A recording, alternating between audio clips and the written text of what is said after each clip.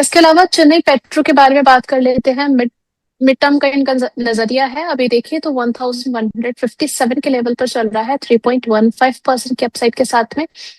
Mid term के लिए sir क्या टारगेट्स बन रहा है चेन्नई पेट्रो में?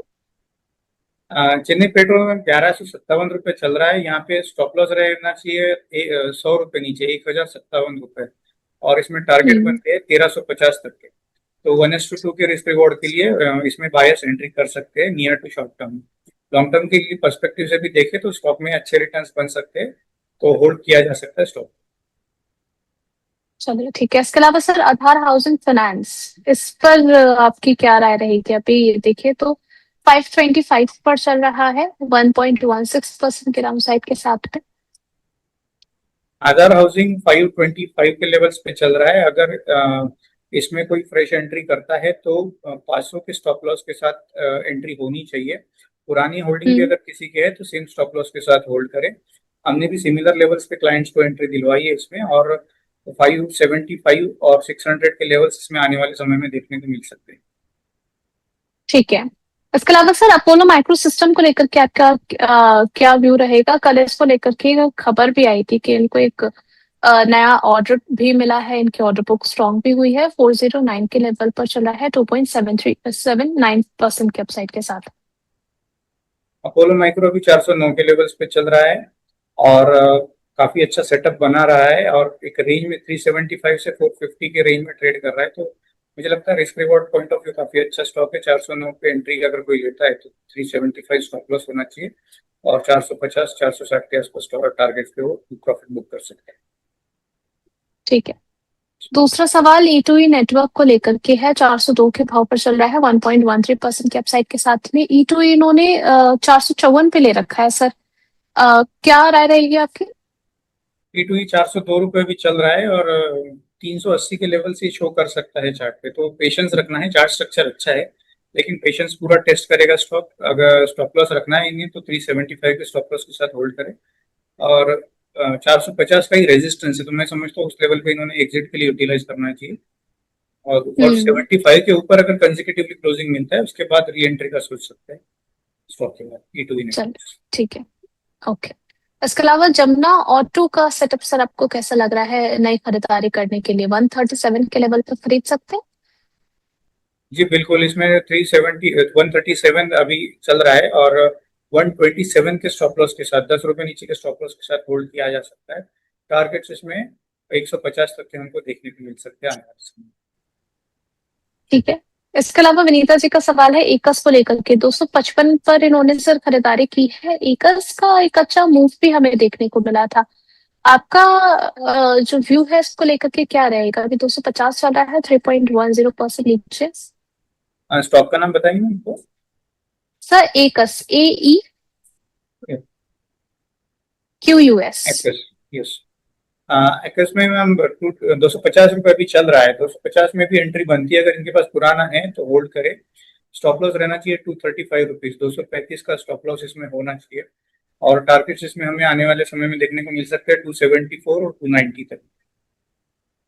ठीक है। यहाँ पर दिलीप जी हमारे प्राइम दर्शक हैं, कह रहे हैं कि कल भी आपने सवाल नहीं लिया था। दिलीप जी कल 2 बार आपका सवाल लिया था मैंने, आपको याद नहीं है लेकिन मुझे पूरी तरीके से याद है। ऑर्किड फार्मा को लेकर के जानना चाह रहे हैं, 1014 के लेवल पर इन्होंने खरीदारी करी हुई है।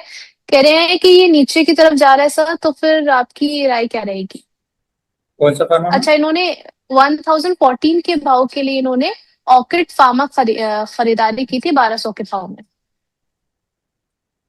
ओके, 1200 के भाव में इनकी एंट्री है। एक्चुअली जी। 1037 रुपये स्टॉक फिलहाल चल रहा है। इनकी एंट्री काफी पुरानी लग रही है मुझे। हम्म। तो स्टॉप लॉस तो इन्होंने रखना है 970 का, और इनके लेवल्स आने के लिए स्टॉक को थोड़ा समय इन्हें देना पड़ेगा। पेशेंस पूरा पूरा टेस्ट करेगा, मे बी 2 से 3 महीने लग जाए, लेकिन हाँ 1400 तक के टारगेट्स आने वाले समय में स्टॉक में देखने को मिलते हैं। समय पेशेंस टेस्ट करेगा स्टॉक, अच्छा, लेकिन 1400 के लेवल्स दिखा सकते माफ कीजिएगा, थोड़ा सा सवाल गलत हो गया। 114 के भाव में इन्होंने लिया था हैं। ओके, टारगेट के लिए, 1200 के टारगेट के लिए। 1200 के टारगेट्स देखने को मिल सकते हैं आने वाले कुछ समय में। एक्चुअली 1400 तक भी लेवल्स दिखा सकता है स्टॉक, बस थोड़ा लंबा हम्म। समय इन्हें होल्ड करना पड़ेगा। चार्ट स्ट्रक्चर रिकवरी जोन में है, तो मूवमेंट भी आने वाले समय में देखने को मिलेगा। ठीक है। इसके अलावा सर लॉन्ग टर्म का पर्सपेक्टिव है तो उसके लिए टाटा कंज्यूमर प्रोडक्ट ये काउंटर कैसा लग रहा है आपको? इन्होंने ऑलरेडी पोजीशन इसमें बनाई हुई है 1188 के प्राइस पर 35 शेयर्स है। जी 1115 रुपये फिलहाल ये स्टॉक चल रहा है। अगर इसको होल्ड कर रहे हैं वो तो 1080 का स्टॉप लॉस रखना चाहिए। और एक स्टिफ रेजिस्टेंस है 1130-40 के बीच में। अगर 1130-40 का रेजिस्टेंस स्टॉक तोड़ देता है तो फिर 1200 तक के लेवल देखने को मिल सकते हैं।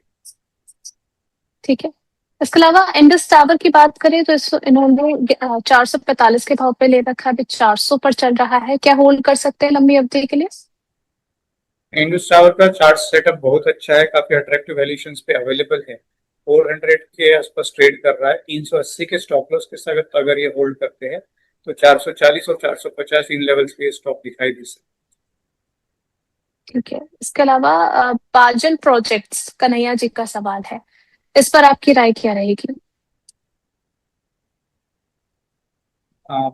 स्टॉक का नाम है बाजन प्रोजेक्ट्स, BAGEL, 187 पर चल रहा है सर, 0.85% की अपसाइड। बाजेल में 187 पे चल रहा है। अगर इनके पास ऑलरेडी है तो 180 का स्ट्रिक्ट स्टॉप लॉस रखना चाहिए। फ्रेश एंट्री एज सच अभी नहीं बनती है क्योंकि स्टॉक एक जोन में अटका हुआ है 190 200 तक। एक बार 200 से ऊपर स्टॉक किसी दिन क्लोज होता है तो अच्छे मूवमेंट ऊपर की तरफ देखने को मिल सकते हैं। चलिए ठीक है। इसके अलावा कुछ और खबर देख लेते हैं। मुथूट माइक्रो फाइनेंस की बात करें तो मुथूट माइक्रो फाइनेंस का AUM क्वार्टर 1 में 18% ग्रो किया है। कंपनी ने इसका क्रेडिट स्ट्रॉन्ग लोन डिसबर्समेंट और बेटर कलेक्शन एफिशिएंसी को दिया है। मुथूट माइक्रो फाइनेंस के चार्ट स्ट्रक्चर सर आपको कैसे लग रहा है? 228 रुपए चल रहा है। आज काफी अच्छी बढ़त भी दिखाई है स्टॉक ने। 200 लेकिन 210 के लेवल्स पे एक पुल बैक वापस आ सकता है। 210 220 ये जो जोन है इसको एंट्री के लिए यूटिलाइज करना चाहिए। एक बार यहाँ पे एंट्री अगर मिल जाए तो 200 के स्टॉप लॉस के साथ होल्ड करे। 250 और 260 के टारगेट देखने को मिल सकते हैं स्टॉक। ठीक है। इसके अलावा कॉनकोर और गेल को लेकर की खबर है कि कॉनकोर और गेल ने 15 इयर्स का एक एग्रीमेंट साइन किया है। दोनों अहमदाबाद के कोटियार ICT में LNG डिस्पेंसिंग स्टेशन डेवलप करेंगे।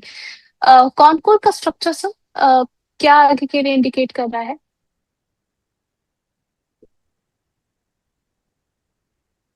467 पर चल रहा है 2% के अपसाइड के साथ। कंटेनर कॉर्पोरेशन 466-67 के बीच में ट्रेड कर रहा है। 445 का स्टॉप लॉस लगाना है इसको। काफी अच्छे वैल्यूएशंस पे अवेलेबल है। फ्रेश एंट्री के लिए भी यूटिलाइज किया जा सकता है। और इमीडिएट टारगेट रहेगा 490। और 490 के ऊपर एक सस्टेन करता है स्टॉक को 520 लेवल्स पे भी शो कर सकता है। ठीक है। और सर गेल की बात करें 174 के लेवल पर चल रहा है। अर्ली ट्रेड में इसमें भी अपसाइड देखने को मिल रही है 2.29% की। आगे क्या स्ट्रैटेजी होनी चाहिए? 174 175 के बीच ट्रेड कर रहा है गेल। और स्टॉप लॉस रहना चाहिए 167 के स्टॉप लॉस के साथ अगर होल्ड करते हैं तो 184 के लेवल्स 188 के लेवल्स भी देखने को मिल सकते हैं। चलिए।